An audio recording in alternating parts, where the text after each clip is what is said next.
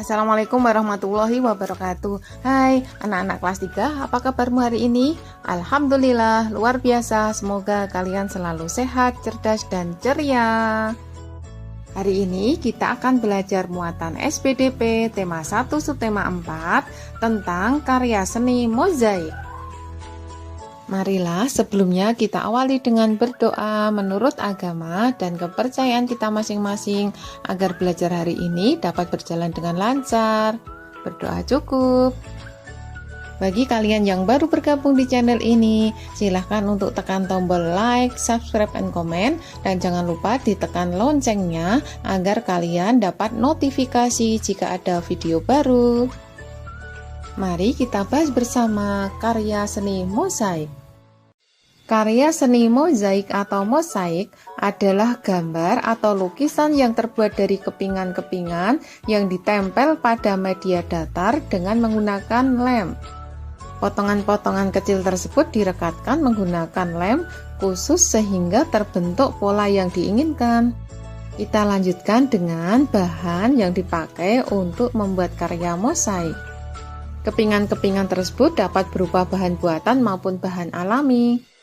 Bahan alami yang digunakan untuk membuat antara lain bisa daun, batu, kayu, bisa juga menggunakan cangkang telur.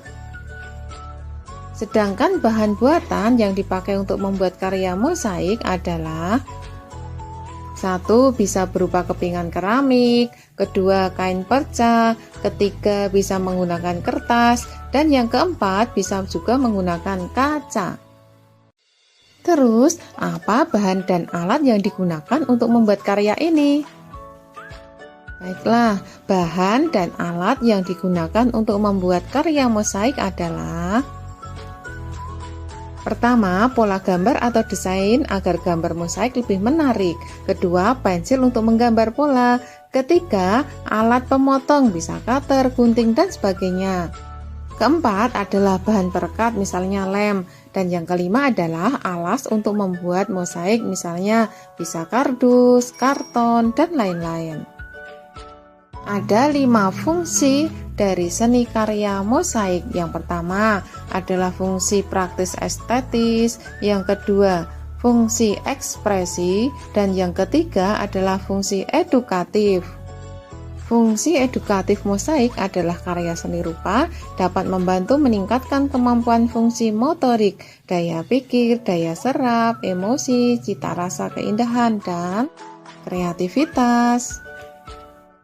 Fungsi selanjutnya adalah fungsi psikologis, dan yang terakhir adalah fungsi sosial. Mozaik juga dapat berfungsi sosial, yaitu sebagai sarana untuk pengembangan kebudayaan, sehingga dapat menjadi hiburan dan edukasi bagi masyarakat kita. Bagaimana cara membuat karya mozaik itu? Caranya adalah berikut ini. Tentukan tema yang akan digunakan dalam karya, terus siapkan bahan yang dibutuhkan sesuai dengan tema yang diinginkan. Ketiga, menyiapkan peralatan untuk membuat mozaik. Ditentukan temanya. Setelah itu, mengetahui tema dan pola yang diinginkan, menempel potongan-potongan benda yang telah disiapkan sebelumnya. Gunakan lem khusus untuk merekatkannya ya. Apa perbedaan kolase dengan mosaik itu? Mungkin kalian melihat hasil mosaik dari kolase terlihat hampir mirip dan tidak punya perbedaan. Namun sebenarnya setelah diamati keduanya memiliki perbedaan loh. Kita dapat menyimpulkan bahwa perbedaan kolase dan mozaik terletak pada material dan bahan yang ditempel. Dalam mozaik terdiri dari satu jenis bahan, sedangkan dalam karya kolase bahannya dari berbagai jenis. Ada karya bertema gambar hewan, ada juga beruang, ada juga mosaik yang bertema buah. Semua karyanya bagus-bagus ya. Kalian di rumah bisa mencobanya dan berkreasi lebih baik lagi. Demikianlah materi hari ini. Semoga kalian sudah memahaminya. Mari kita akhiri belajar dengan berdoa menurut agama dan kepercayaan kita masing-masing agar kita dapat ilmu yang bermanfaat. Untuk selalu diingat dan kita lakukan bersama-sama di masa pandemi ini adalah disiplin 5M, yaitu yang pertama, mencuci tangan dengan sabun usai belajar atau beraktivitas. Yang kedua, menjaga jarak. Ketiga, memakai masker.